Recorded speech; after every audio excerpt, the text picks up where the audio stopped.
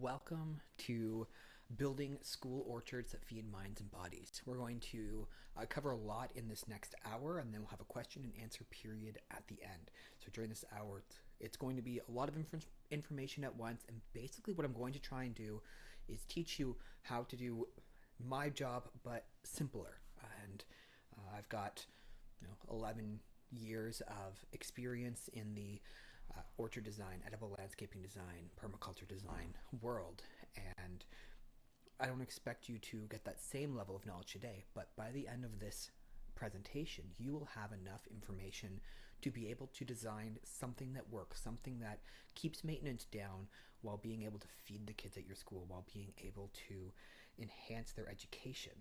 I'm going to be looking down here. I've got the control, so that way I can switch where the camera is to keep it out of the way, and I can switch slides and let people in as they're coming in. So I see we've got people from all over Eastern Ontario, Southern Ontario, Toronto, Hawkesbury, Caledonia, some Northern Ontario. I didn't advertise up there, so I'm curious how you guys got here. But and we've got teachers, we've got parents, we've got people from school boards, so a great combination of people here. So I'm looking forward to the question and answer period at the end. But let's get started. So what if your orchard, making sure that I'm off to the side, there we go. What if your school's playground could feed people? So right now, I heard a horrible statistic from my area, which was that 1 in 6 households admitted to having food insecurity, admitted to not having enough food sometimes to be able to eat a meal. They have to skip meals. They have to skip meals so their kids don't skip meals. And if you are a parent or a teacher, you've likely seen how many kids show up to school without food. I live in a very average neighborhood. We're not the low end of town. We aren't. Our town doesn't really have a high end of town. We have a lot of it's very average all throughout, other than one new subdivision, which is still pretty average. They're row houses, and we were handing out food to our neighbors, just free food at the front of our house, because we grow so much food here. We've got apples, pears, plums. The pawpaws aren't ready yet, but they will be soon. The kiwis are harvesting right now. We've got grapes coming. We have all the vegetables that my wife is growing, the tomatoes especially. We've got them growing everywhere. So we are giving away food for free. We've got peaches as well. And these kids, these young kids, 6, 7 years old, 8 years old, are saying things like, we can't take this. Fruit is too expensive. Or, my mom loves tomatoes, but they're too expensive, so she doesn't get to have them. These kids shouldn't know the idea that good food is too expensive to have. This isn't, McDonald's and eating out and going to a restaurant. This is just fruits and vegetables. So this is happening in our schools. And I want you to picture a playground where we have we have all your slide and your swings, and I don't know if you're allowed swings anymore at schools. They keep taking things away, but all of your playground activities. You've got some open space for a soccer field, and some kids are kicking a ball around, and then near the edge you have some fruit trees that are tall enough to provide shade, and there are a few people on this hot day sitting there reading books, hanging out in the shade, cooling down, picking fruit, eating it, not being hungry. And because there's so much food, it's not just the kids that are struggling to get by that pick it, but everyone does.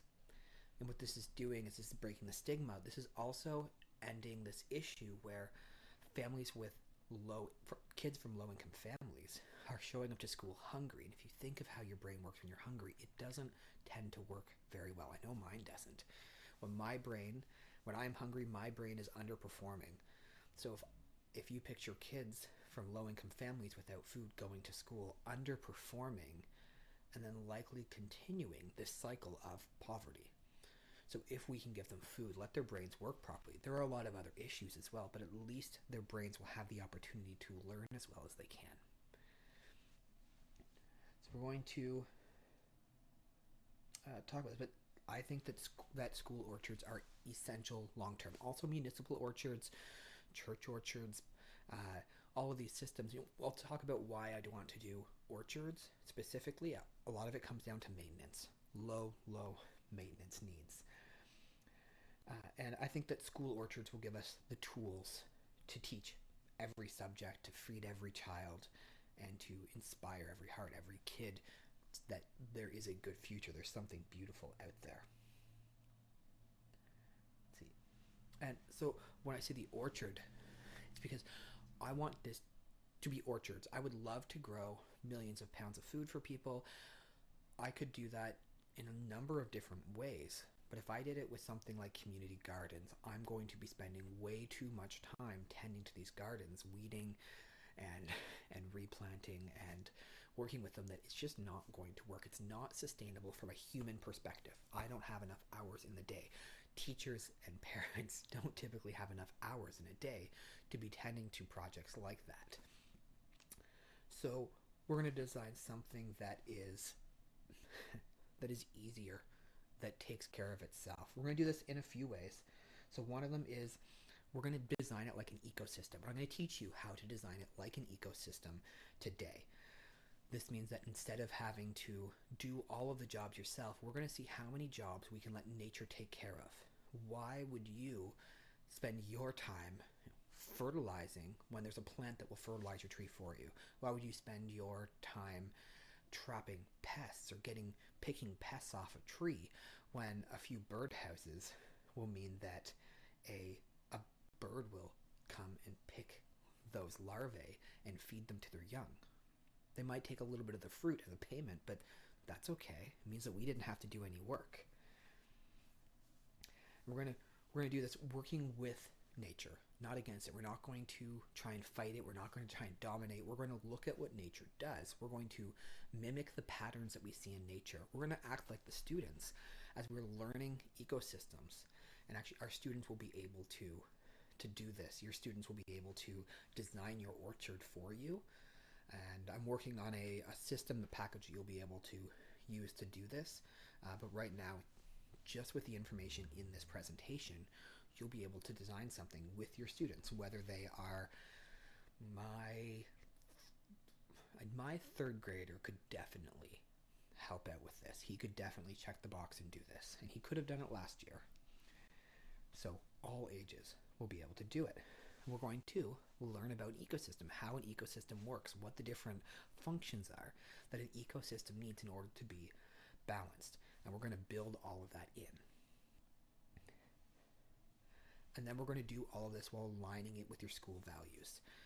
So whether your school values are, you are a sports school and you need your fields and your track and field and your long jump pits, and you need all of these things in here, design this around those spaces. Design it to enhance those spaces. If your school has a playground and you love that, it's great.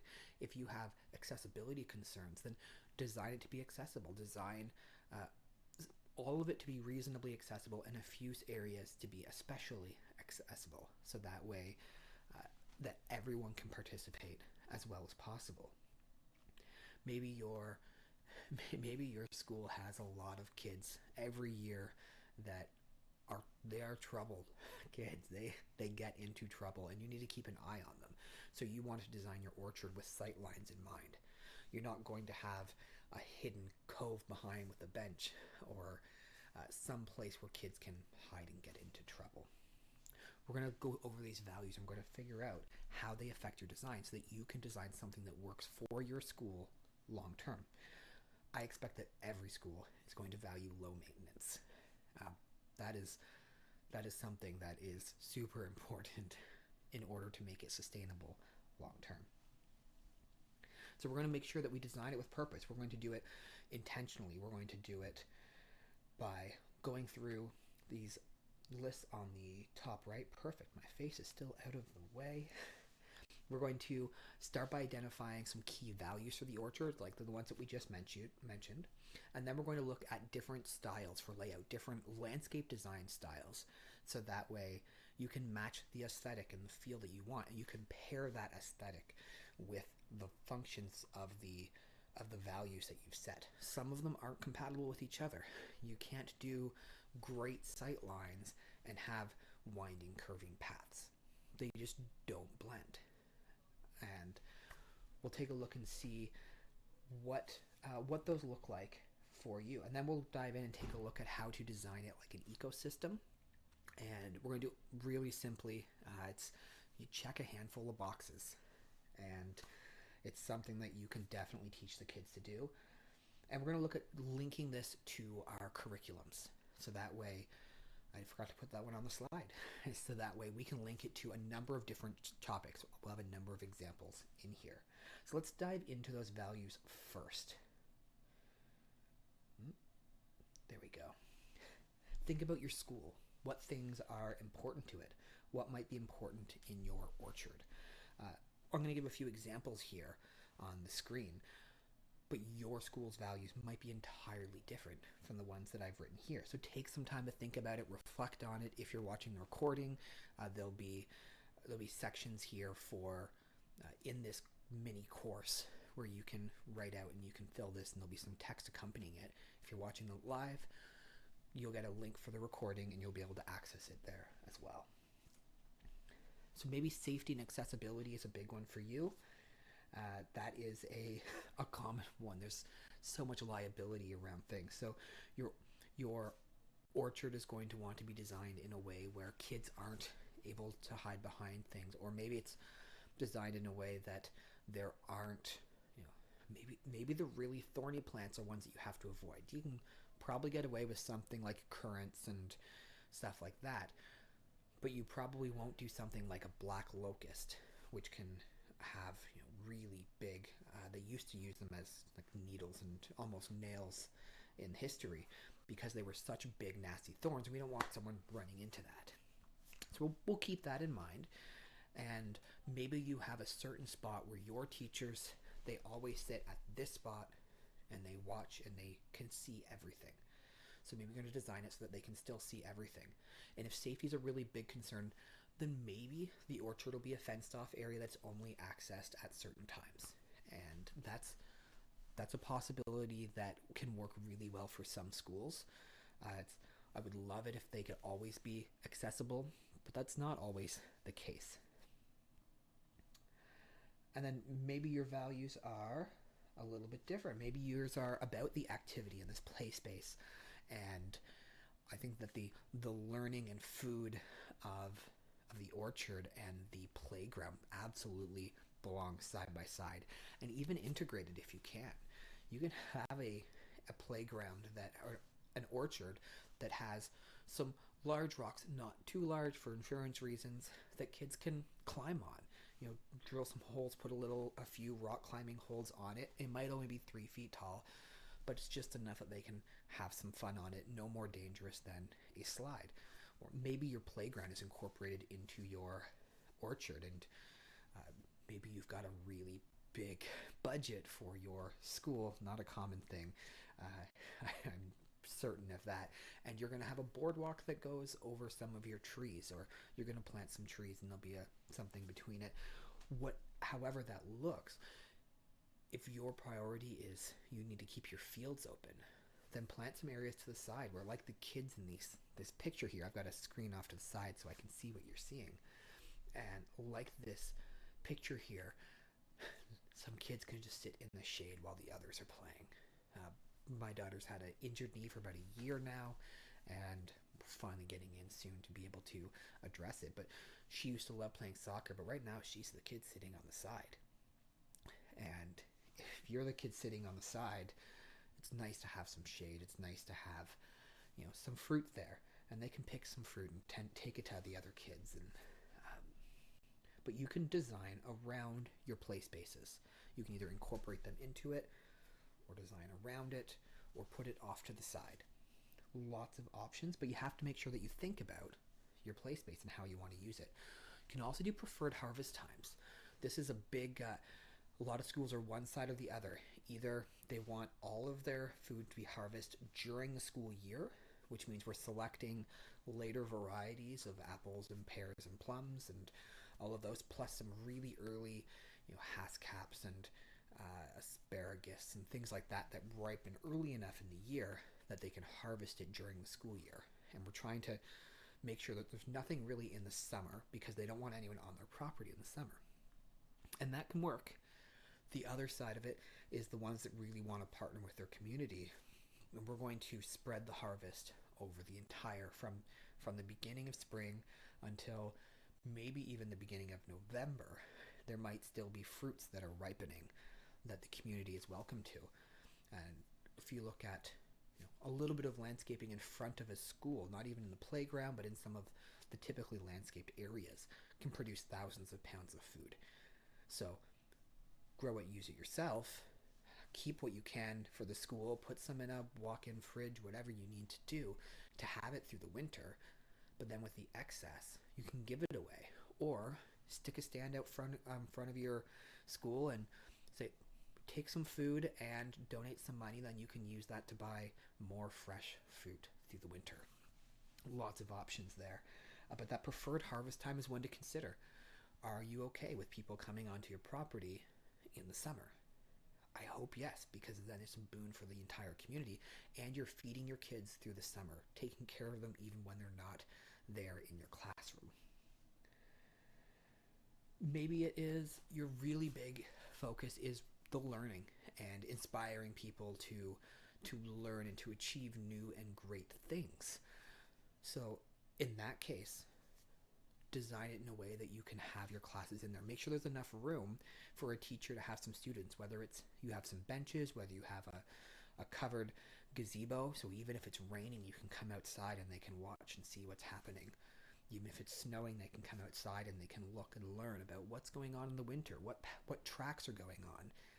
What are these marks on the tree where something chewed the bark, and look at this, it was a rabbit, and you can tell because of the prints, and you can tell because they're in that space. We will dive into ways to use the orchard as a space, but if you're planning on using it for learning, then consider, do you want a big space, or are small spaces and alleyways good enough for the way that you plan on teaching there? And then we're going to get into the design styles. So you've dove in, you've figured out what values are important to you. You've hopefully made a list of at least 3 things that are most important to your school. Maybe one of them is even budget and keeping it cheap, in which case I've got a note later about doing this on the cheap, about making your own plants and doing that with the students. Now we need to figure out a style, because orchards can look like so many different things. First off, we have the traditional orchards. They are straight rows of trees. Now, this is great for visibility. You can, from the end, you can see back and you can see the kids along the way. There aren't really spots to hide, especially if you include some slightly thorny bushes underneath, because our trees won't look like this. They won't look like the straight rows with nothing in between them. We're going to have a whole ecosystem, but it will be in straight rows. This is easier to plan a big harvest day from, because you can have everything in this row ripens in this 10-day window, and then this one ripens for the next 10 days, and this one ripens in the next 10 days. And so this one can work really well for some people, and maybe it aligns with your plans. You can also do this around the outside of your playgrounds and around the outside of your fields. If you're doing that, it might become more of a formal design where you have these straight lines, these hedges. It may include a lot of hardscaping, but you can work this sort of design that's up here. I'm just looking at that watercolor painting there, and in this case there were a few trees spread out, but you could also have where that stone wall was going around the outside. You could have basically an orchard row where you have your trees and you have your bushes underneath, like we're about to talk about. Maybe you don't want something quite so formal, quite so structured. Formal design oftentimes includes a lot of that hardscaping, which means the interlocking pavers and the stone walls and stairs and all those really expensive things that we typically don't have the budget to do. Not many schools that I'm working with have the budget to go all out like this, unless some business is being outrageously generous and they have grant money and all the stars align. you can do these straight lines without all of those paved surfaces as well. Another option is you can go more informal. This is going to feel a little more natural, a little more organic. It's going to have curving lines.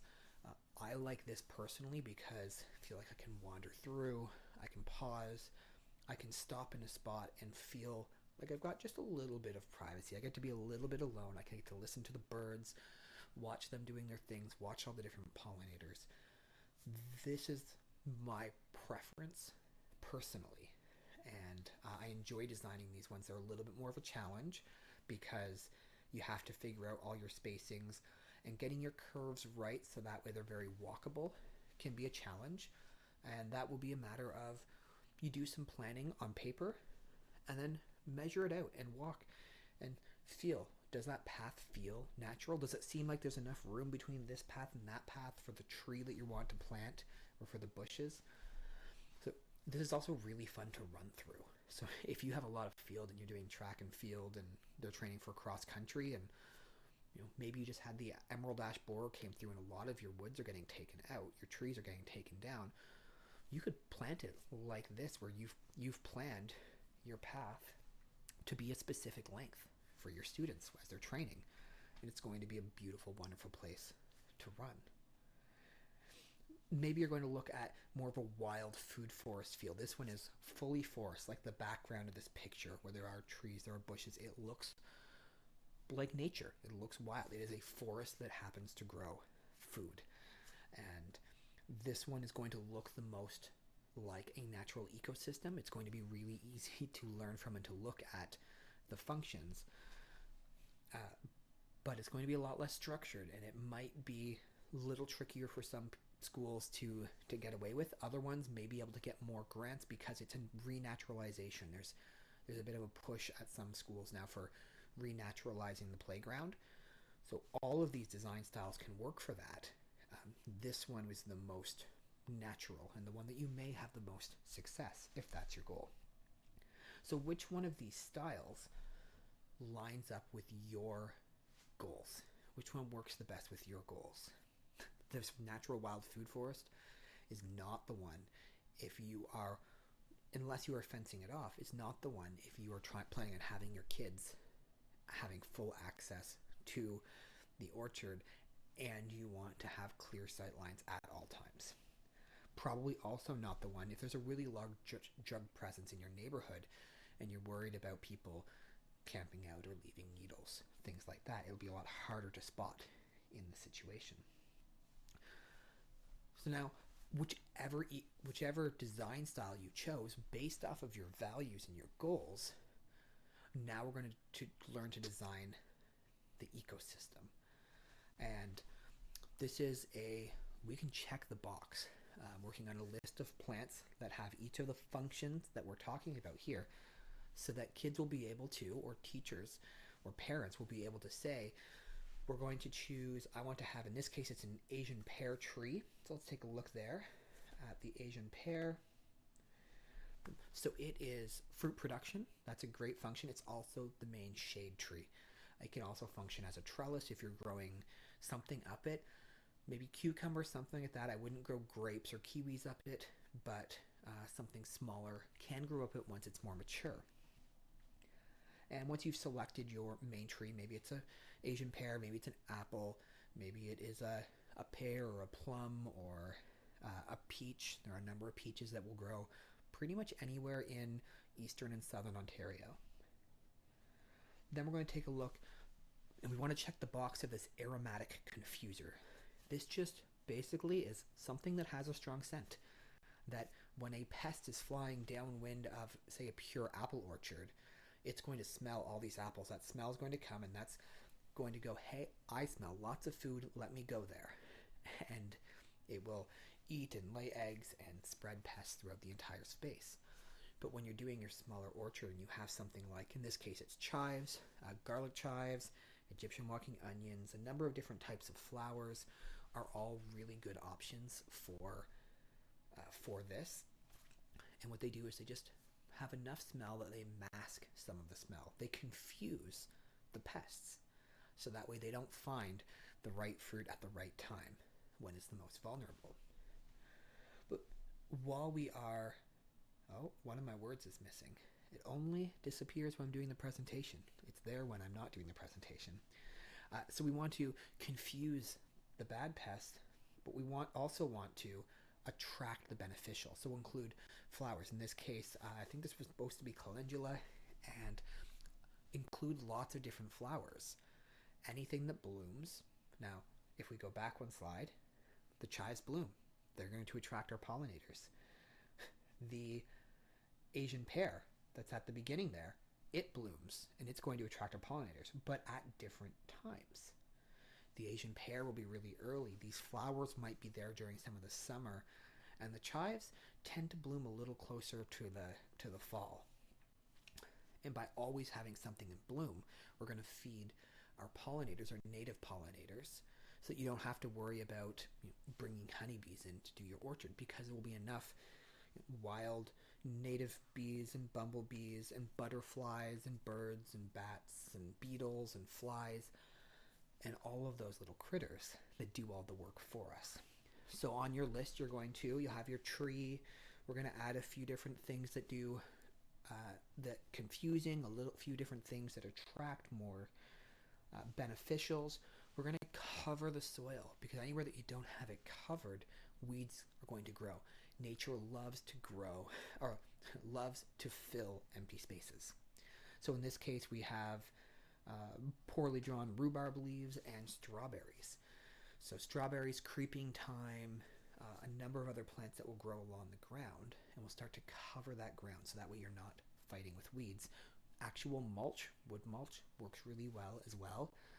And the rhubarb is a great one. It comes up early and it covers a lot of ground, and it slows the evaporation of water, and it blocks the sun from warming up the ground, from feeding the weeds, and they don't get a chance to get started.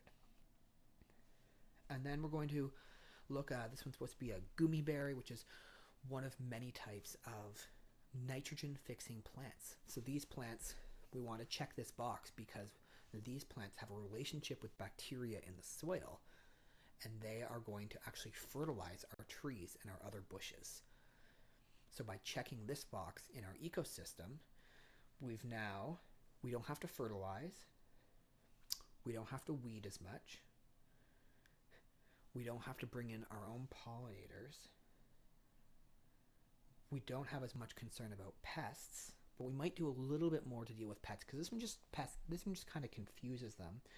And we've got some shade and some fruit production. But let's scoop back down through here, and let's go one step further on the pest control.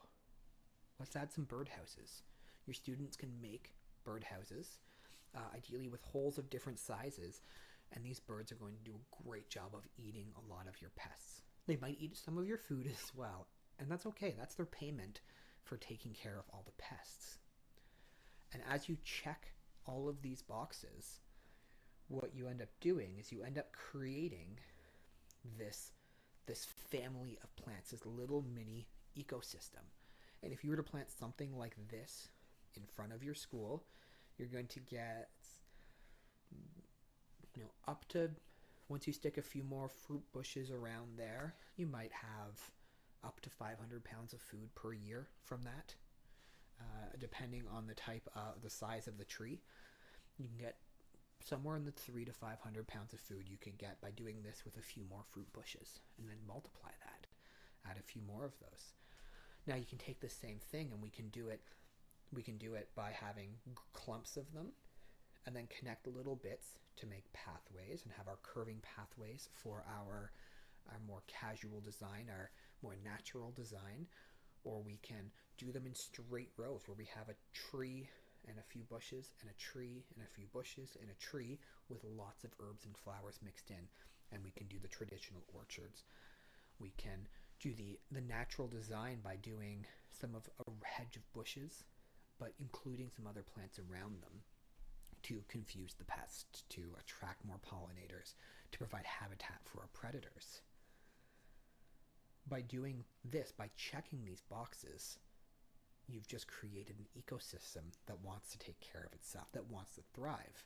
You have to water it a bit in the early years, and then do a little bit of winter maintenance, doing some pruning.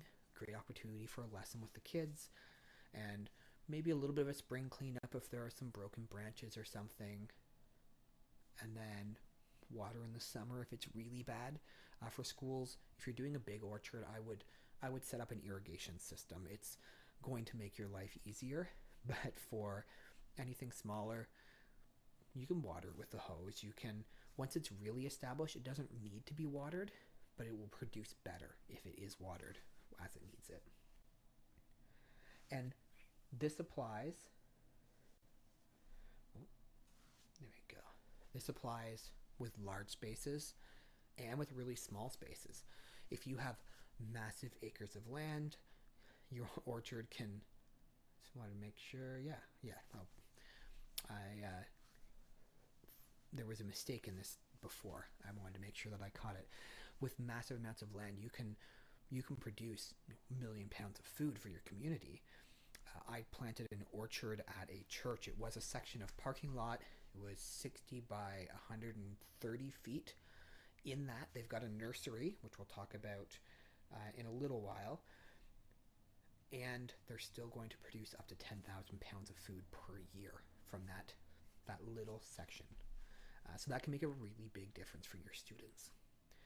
And if you picture that scaling up, that was less than a quarter of an acre. You picture that scaling up to 5 acres, and you're sharing food with other schools so that their kids don't have to go hungry. But then even if you only have a small space, take a look at this image on the right here, where we might get in that front, 2 fruit trees, 1 large fruit bush. We can add a few more bushes in front of there. We can add a few more, definitely some more flowers and herbs in there. And then the back garden where there's an evergreen tree. That one probably shouldn't actually have a tree that close to the building, but you could have had a fruit tree there, and then where those bushes are to the left, maybe 2 more, and hopefully there's room for something in behind, and you can produce well over 1,000 pounds just from that space. You could possibly hit a few thousand pounds from a space this size if you design it well, and you can do it with fairly low maintenance again. So as we're laying the groundwork, as we're thinking about it, the first thing is you're going to do your design.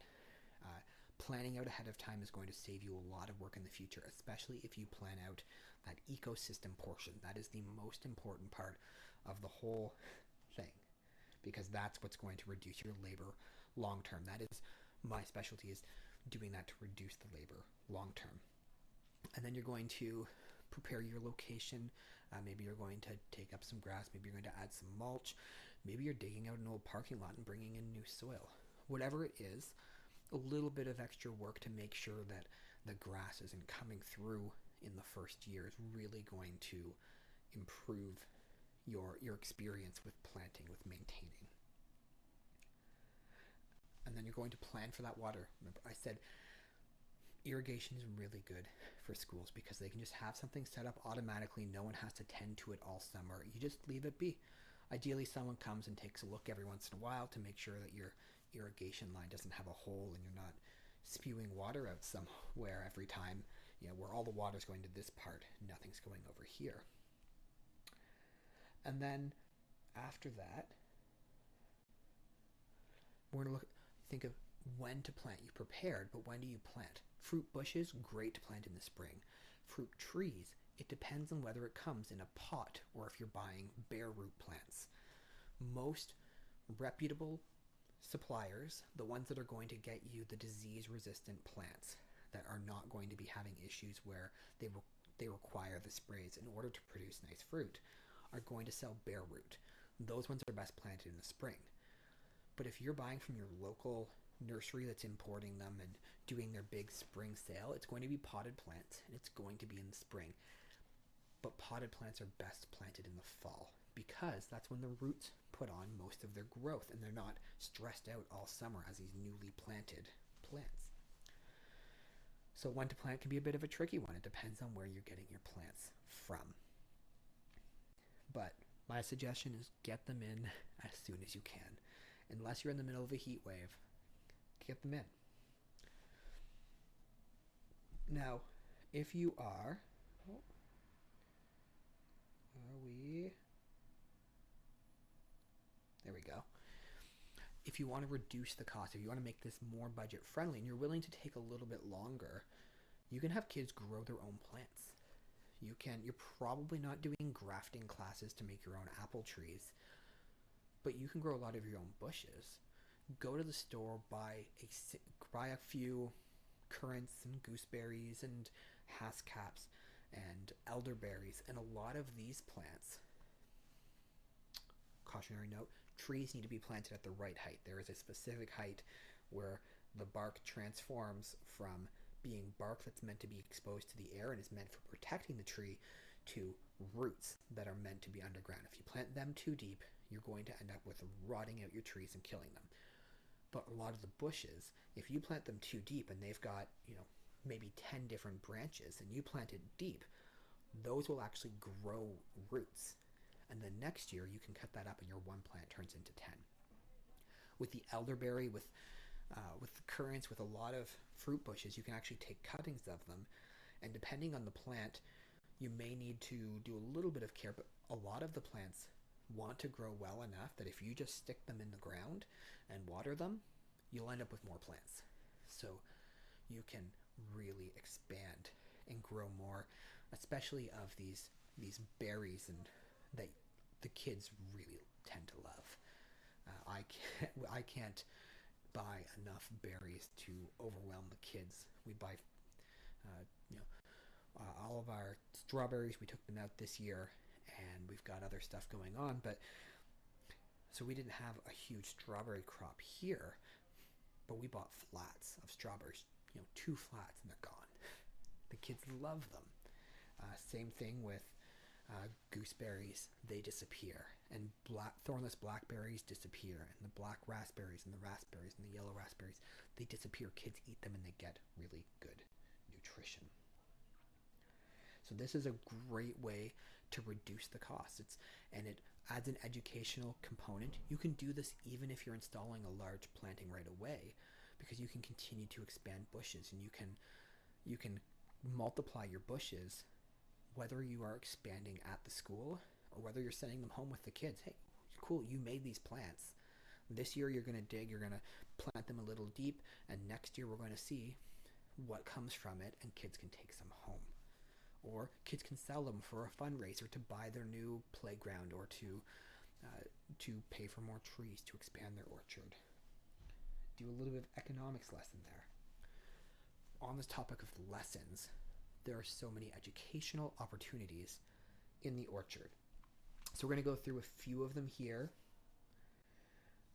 Math, right from little kids counting how many petals are on these leaves, how many flowers are on this branch, how many, a lot of basic counting.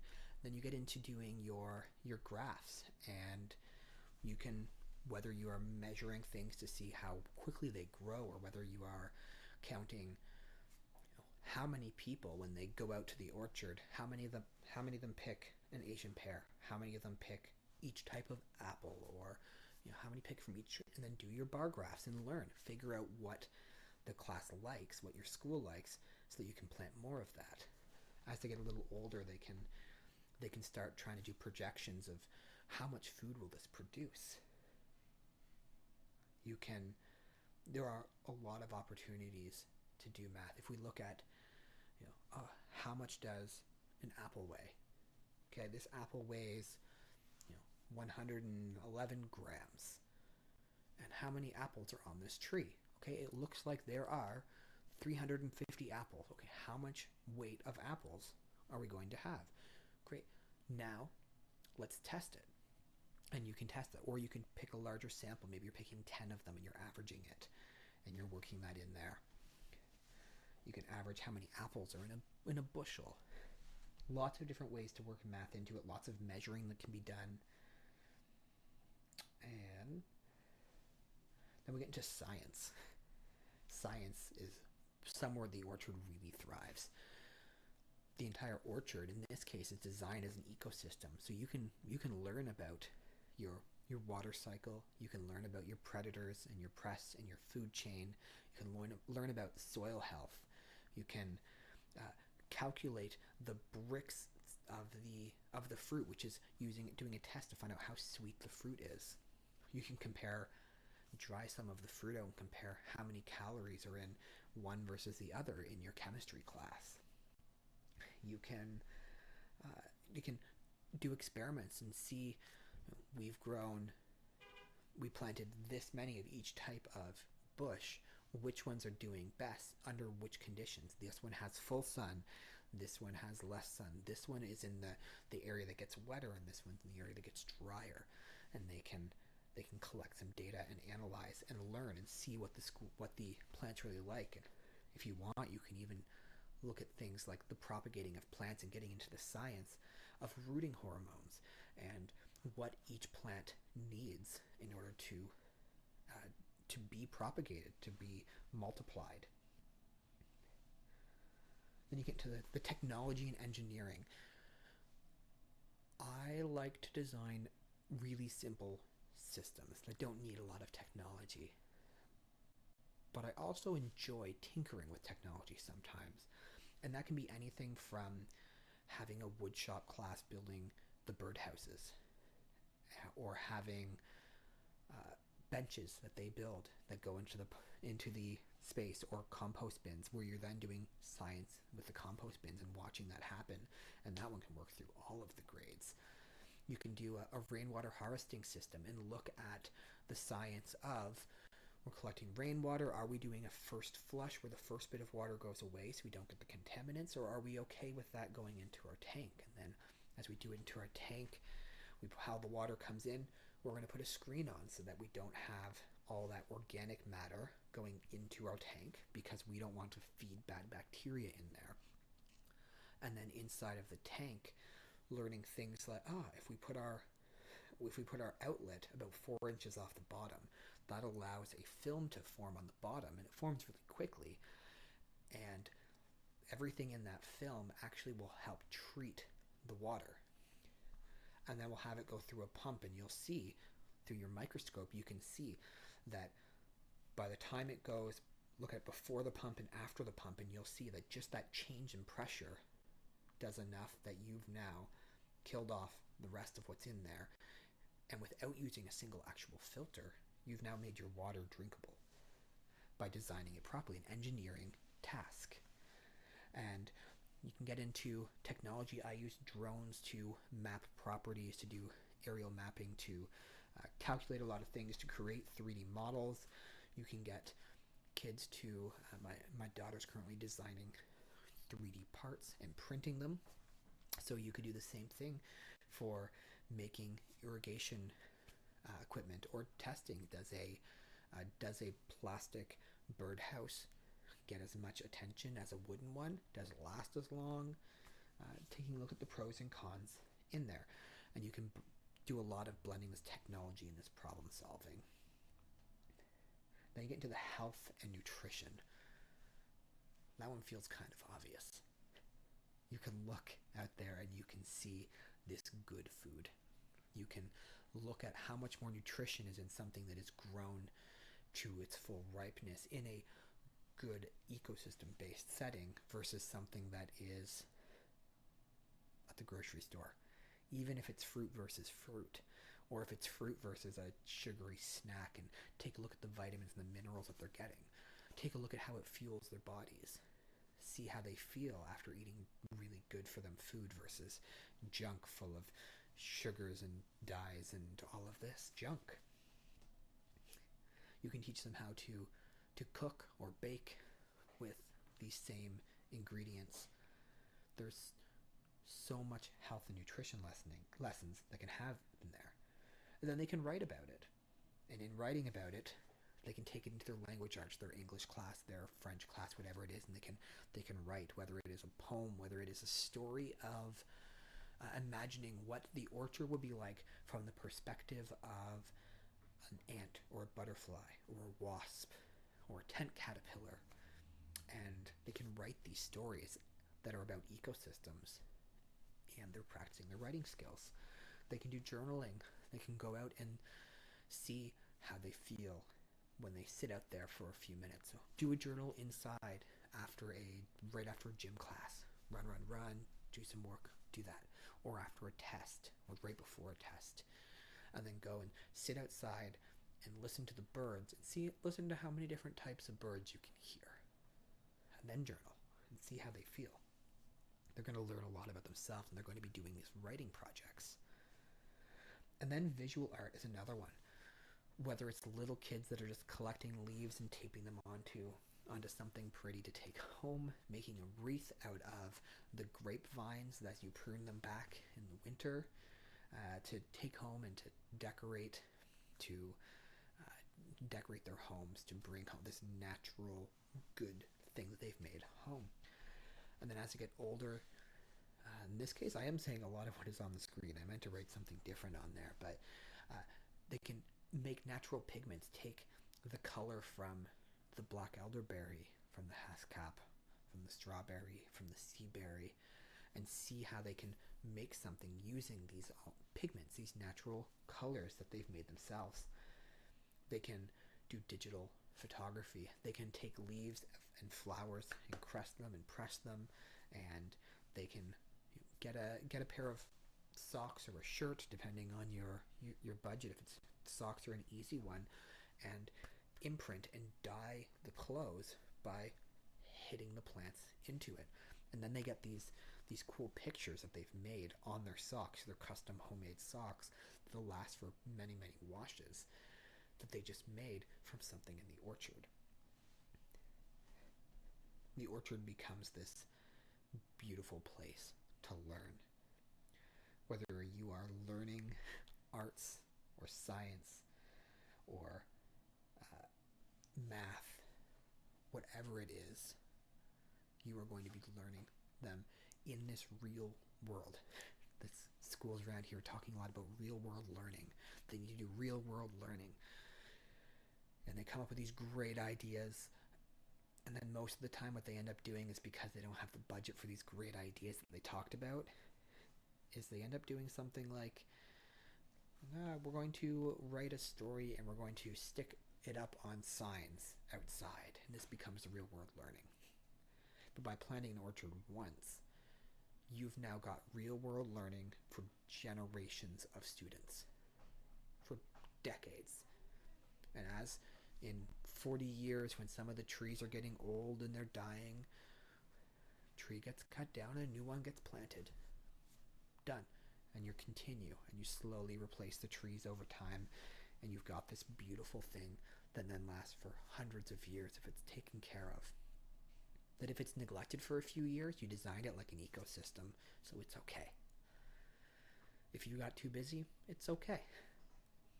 If budget cuts happened and your school maintenance department doesn't have the ability, your teachers don't have the time to do it, it's okay. It'll take care of itself. So I'm going to challenge you to start something, to take a look, figure out what are your values, what design styles might work with school that you are at, that your kids are at, that you're teaching at, that are part of your school board.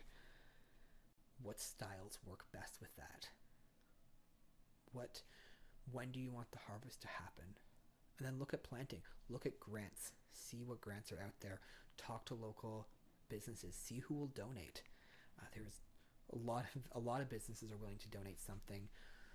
If you can get a local business to donate lots of your bushes and herbs, that's wonderful. Trees, I wouldn't do that, because most of the trees that you're going to get aren't going to be the disease-resistant trees that you need to be resilient, to last long-term against the diseases.